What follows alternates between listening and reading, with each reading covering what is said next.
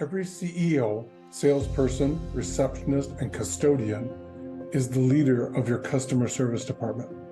Delivering value to customer comes in everything that your organization does. Customer service needs to greet the people you work with. From the minute you say hello on the phone, they drive into your parking lot, or they see one of your employees, your customers are creating a picture of whether they want to do business with you during the first few minutes. And in the words of Will Rogers, you never get a second chance to make a good impression. This is the sales course that focuses on building strong customer relationships.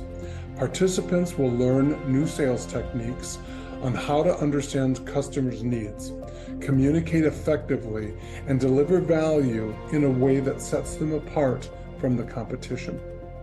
By the end of the course, participants will have the skills and knowledge necessary to establish long-lasting, mutually beneficial customer relationships.